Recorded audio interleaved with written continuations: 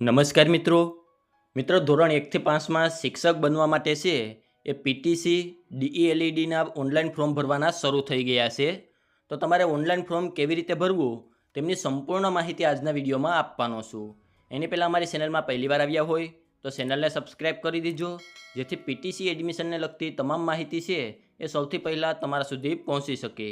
તો ચાલો મિત્રો આપણે આજનો વિડીયો શરૂ કરીએ। તો મિત્રો પીટીસીનું ઓનલાઈન ફોર્મ ભરવા માટે છે એ સૌપ્રથમ તો તમારે ડીપી ગુજરાતની વેબસાઇટ ઉપર જવાનું રહેશે, જેમની લિંક વિડીયોના ડિસ્ક્રિપ્શનમાં પણ આપેલી છે। અન્યથા તમારી પાસે જે કોઈ પણ વેબ બ્રાઉઝર હોય તેમાં તમે ડીપી ગુજરાત સર્ચ મારશો એટલે તમે વેબસાઇટ ઉપર પહોંચી જશો। તો અહીંયા વેબસાઇટ ઉપર આવશો તો તમને હોમ પેજ ઉપર ઘણી બધી વસ્તુ જોવા મળશે। તો તેમાં સૌપ્રથમ તો છે અહીંયા નોટિફિકેશન જોવા મળશે, ત્યારબાદ એડવર્ટાઇઝમેન્ટ, તે તમામ માહિતી તમે અહીંયા છે જોઈ શકશો હોમ પેજ ઉપર। તો ત્યાં તમને બે ઓપ્શન જોવા મળશે, રજિસ્ટર અને લોગિન। જે મિત્રો પહેલી વાર છે એ અહીંયા વેબસાઇટમાં આવ્યા હોય તો તેમણે રજિસ્ટર ઉપર ક્લિક કરવાનું રહેશે। જેવું તમે રજિસ્ટર ઉપર ક્લિક કરશો તો સૌપ્રથમ તો અહીંયા તમારે કોર્સનો પ્રકાર છે એ સિલેક્ટ કરવાનો છે। તો ત્યાંથી તમારે પીટીસી સિલેક્ટ કરી લેવાનું રહેશે। તો ત્યાં પીટીસી સિલેક્ટ કર્યા બાદ જો તમારી પાસે અપાર આઈડી નંબર હોય તો તમારે અહીંયા એન્ટર કરવાના છે, પરંતુ તે ફરજિયાત નથી। ત્યારબાદ ધોરણ 10 અથવા 12ની માર્કશીટ હોય છે તે મુજબ તમારું નામ હોય છે, તે તમારે અહીંયા આખું નામ લખવાનું રહેશે। ત્યારબાદ તમારે અહીંયાથી કેટેગરી સિલેક્ટ કરવાની છે। તમે એસસી, એસટી, ઓબીસી કે જનરલ કેટેગરીમાં આવતા હોય તે કેટેગરી તમારે અહીંયાથી સિલેક્ટ કરી લેવાની રહેશે। ત્યારબાદ અહીંયાથી તમારે જાતિ સિલેક્ટ કરવાની છે, મેલ ફિમેલ તે તમારે અહીંયાથી સિલેક્ટ કરવાનું રહેશે। ત્યારબાદ અહીંયાથી તમે જો દિવ્યાંગ હોય તો તે તમારે સિલેક્ટ કરવાનું છે, અન્યથા અહીંયાથી તમારે નોન સિલેક્ટ કરી લેવાનું રહેશે। ત્યાર પછી તમારે અહીંયા જન્મ તારીખ એટલે કે તમારી ડેટ ઓફ બર્થ નાખવાની છે। પછી જો તમે ગુજરાત રાજ્યની ખાનગી પ્રાથમિક શાળામાં ફરજ બજાવતા હોય તો તમારે અહીંયા યસ આપવાનું છે, અન્યથા તમારે અહીંયા નો આપવાનું રહેશે। ત્યારબાદ તમારે તમારી ઈમેલ આઈડી અને મોબાઈલ નંબર અહીંયા એન્ટર કરવાના છે, અને જે કેપ્ચર કોડ આપેલો છે કે કેપ્ચર કોડ નાખી અને ગેટ ઓટીપી ઉપર ક્લિક કરવાનું રહેશે। તો અહીંયા તમે ગેટ ઓટીપી ઉપર ક્લિક કરશો એટલે તમારા મોબાઈલ નંબર અને ઈમેલ આઈડીમાં ઓટીપી આવશે। તે મોબાઈલ નંબર અને ઈમેલ એડ્રેસનો ઓટીપી નાખવાનો રહેશે અને કેપ્ચર કોડ નાખી અને સબમિટ ઉપર તમારે અહીંયા ક્લિક કરવાનું રહેશે। તો અહીંયા જેવું તમે સબમિટ બટન ઉપર ક્લિક કરશો એટલે તમારું રજિસ્ટ્રેશન થઈ જશે અને તમે લોગિન પેજ ઉપર આવી જશો। તો તમારા મોબાઈલ નંબર ઉપર યુઝર આઈડી અને પાસવર્ડ છે એ તમને એસએમએસ દ્વારા મળી જશે। તો તે યુઝર નેમ તમારે અહીંયા નાખવાનું છે અને અહીંયા સિલેક્ટ ફ્રોમ ટાઈપ કરવાનું છે। તો તેમાં તમારે પીટીસી સિલેક્ટ કરી લેવાનો છે। તમને મેસેજમાં જે પાસવર્ડ મળ્યો હોય તે પાસવર્ડ તમારે અહીંયા એન્ટર કરવાનો છે। નીચે જે કેપ્ચર કોડ આપેલો છે તે નાખી અને તમારે સાઇનિંગ ઉપર છે એ ક્લિક કરવાનું રહેશે। તો જેવું તમે સાઇનિંગ ઉપર ક્લિક કરશો એટલે અગાઉ તમે જે રજિસ્ટ્રેશનમાં તમારી માહિતી નાખી હતી તે તમામ માહિતી તમને અહીંયા જોવા મળી જશે। ત્યારબાદ તમારે નીચેની તરફ જવાનું છે। તો અહીંયા છે તમને એપ્લિકેશનના 3 થી 4 ઓપ્શન જોવા મળશે, જેમાં પ્રોફાઇલ, એકેડેમિક, એટેચમેન્ટ અને સબમિટ। અહીંયા બધા પેન્ડિંગ બતાડે છે। તમે જેમ જેમ ડિટેલ નાખતા જશો તેમ તે માહિતી છે અહીંયા પૂર્ણ થતી જશે। તો સૌપ્રથમ તમારે અહીંયા પ્રોફાઇલ ઉપર ક્લિક કરવાનું રહેશે। પ્રોફાઇલ ઉપર ક્લિક કર્યા બાદ તમારે અહીંયા બેઝિક ડિટેલ નાખવાની રહેશે, જેમાં તમારી જન્મ તારીખ ને એ બધી માહિતી આવી જશે।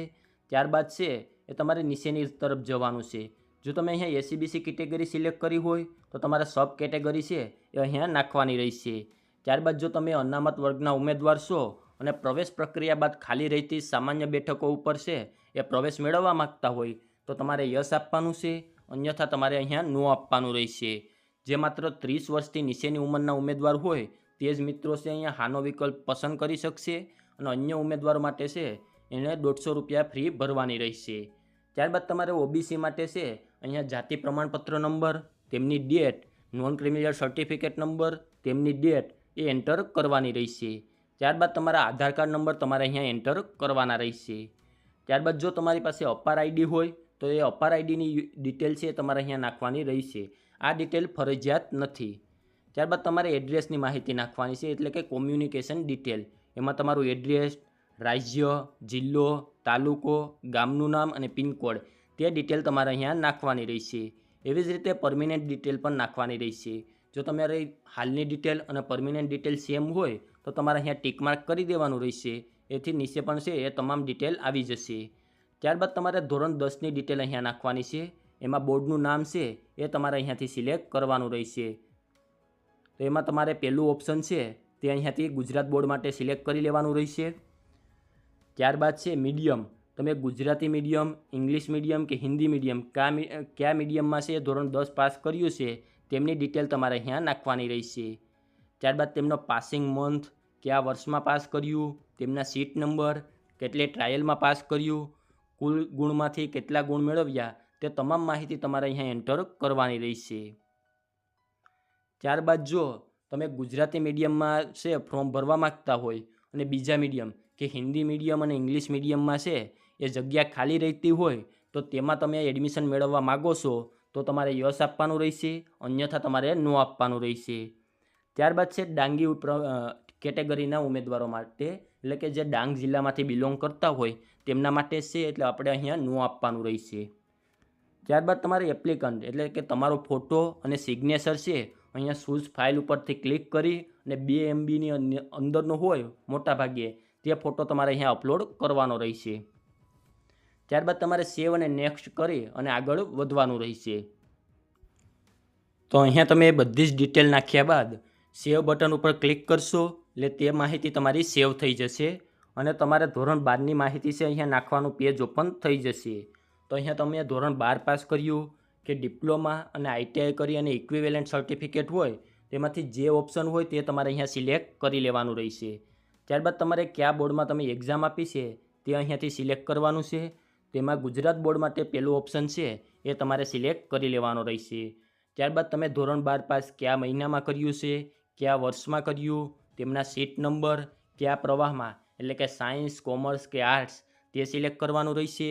કેટલા પ્રયાસમાં પાસ કર્યું તે એન્ટર કરવાનું છે. ટોટલ ગુણમાંથી કેટલા ગુણ મેળવેલા છે તે ડિટેલ તમારે અહીંયા નાખવાની રહેશે. ત્યારબાદ છે એ ITI, SSC કે જે કોઈ પણ ઓલું કર્યું હોય તો તે સંસ્થાનું નામ લખવાનું છે, રાજ્ય અને માધ્યમનું નામ લખી અને તમારે સેવ અને નેક્સ્ટ ઉપર ક્લિક કરવાનું રહેશે. તો અહીંયા તમે સેવ ઉપર ક્લિક કરશો એટલે તમારા ધોરણ 12ની ડિટેલ પણ અહીંયા સેવ થઈ જશે. તો ત્યારબાદ તમારે ડોક્યુમેન્ટ અપલોડ કરવાના છે. એમાં સૌપ્રથમ તો તમારે ધોરણ 10ની માર્કશીટ, ત્યારબાદ ધોરણ 12 ડિપ્લોમા કે ITI કરેલું હોય તો તેમની marksheet, school leaving certificate, caste certificate, OBCમાં હોય તો નોન ક્રિમિનલ સર્ટિફિકેટ અને ધોરણ 12નો ટ્રાયલ સર્ટિફિકેટ છે એ તમારે અહીંયા અપલોડ કરવાનું રહેશે. આ બધા જની સાઇઝ છે તમારે 5 MBની અંદર છે એ તમારે અપલોડ કરવાનું રહેશે. જો તમે ધોરણ 10 કે ધોરણ 12 છે એ એક કરતાં વધારે ટ્રાયલમાં પાસ કરેલું હોય તો તે તમામ ટ્રાયલના રિઝલ્ટ છે એમની PDF બનાવી અને તમારે સાથે રિઝલ્ટ અહીંયા અપલોડ કરવાના રહેશે. તો આવી જ રીતે બધા રિઝલ્ટ તમારે અહીંયા અપલોડ કરી અને સેવ અને નેક્સ્ટ ઉપર ક્લિક કરવાનું રહેશે. તો અહીંયા તમે બધા જ ડોક્યુમેન્ટ અપલોડ કરી અને સબમિટ બટન ઉપર ક્લિક કરશો એટલે તમારી તમામ ડિટેલ છે અહીંયા સેવ થઈ જશે અને તમારી સામે આવી રીતનું ફોર્મ આવી જશે. એમાં તમારી બધી જ ડિટેલ આપી હશે. તે તમામ ડિટેલ તમારી એકવાર ચેક કરી લેવાની છે. તે તમામ ડિટેલ ચેક કર્યા બાદ તમારે અહીંયા નીચેની તરફ જવાનું છે. તો ત્યાં તમને એક ટિક માર્ક કરવાનું ઓપ્શન આપશે કે અરજદાર દ્વારા ઘોષણાપત્રક, તો તમારે તેના ઉપર ક્લિક કરવાનું છે અને ફાઇનલ સબમિશન ઉપર છે એ તમારે અહીંયા ક્લિક કરવાનું રહેશે. ત્યારબાદ તમારે અહીંયા ઓકે ઉપર ક્લિક કરી અને ફાઇનલ સબમિશન આના માટે આપવાનું રહેશે. જેવું તમે ફાઇનલ સબમિશન આપશો એટલે સક્સેસનો આવો એક તમને ઓપ્શન એટલે કે મેસેજ જોવા મળી જશે. તો અહીંયા તમારે ઓકે ઉપર ક્લિક કરવાનું રહેશે. તો અહીંયા ઓકે ઉપર ક્લિક કર્યા બાદ તમારી સામે 100% ફોર્મ ફિલઅપ થઈ ગયું છે તેવો તમને ઓપ્શન જોવા મળી જશે, એટલે કે તમારી સામે સ્ક્રીન ઉપર જોવા મળી જશે. અને એપ્લિકેશન સ્ટેટસ છે તો ત્યાં તમને એક લોક જેવો ઓપ્શન જોવા મળશે. ત્યાંથી તમે લોક ઓપન કરી અને તમારે કોઈ ભૂલ સુધારવી હોય તો તે સુધારી શકો છો. અને બાજુમાં છે ડાઉનલોડનો ઓપ્શન જોવા મળશે, તો ત્યાંથી તમે તમારી પ્રિન્ટ ડાઉનલોડ કરી શકો છો. તો જેવું તમે ડાઉનલોડ ઉપર ક્લિક કરશો એટલે આવી રીતે તમારી સામે તમારી પ્રિન્ટ છે ડાઉનલોડ થઈ અને આવી જશે. તો આ પ્રિન્ટ આની સાથે ડોક્યુમેન્ટ જોડી અને તમારે જિલ્લા કક્ષાએ જ્યાં ડોક્યુમેન્ટ વેરિફિકેશન સેન્ટર હોય ત્યાં જઈ અને તમારે ફોર્મનું વેરીફાઈ કરવાનું છે. ત્યારબાદ જ તમારું ફોર્મ છે એ ફાઇનલ કન્ફર્મ ગણાશે. તો આવી રીતે તમારે PTCનું ઓનલાઈન ફોર્મ ભરવાનું રહેશે. જો આને લગતો બીજો કોઈ પણ પ્રશ્ન હોય તો નીચે કોમેન્ટ બોક્સમાં જણાવી દેજો, ત્યાં તેમનો જવાબ આપી દઈશું. અને આજના વિડીયોમાં આપવામાં આવેલી માહિતી સારી લાગી હોય તો વિડીયોને લાઇક કરી દેજો અને અમારી ચેનલમાં પહેલી વાર આવ્યા હોય તો ચેનલને સબસ્ક્રાઈબ કરી દેજો, જેથી પીટીસીના એડમિશનને લગતી તમામ માહિતી છે એ સૌથી પહેલાં તમારા સુધી પહોંચી શકે.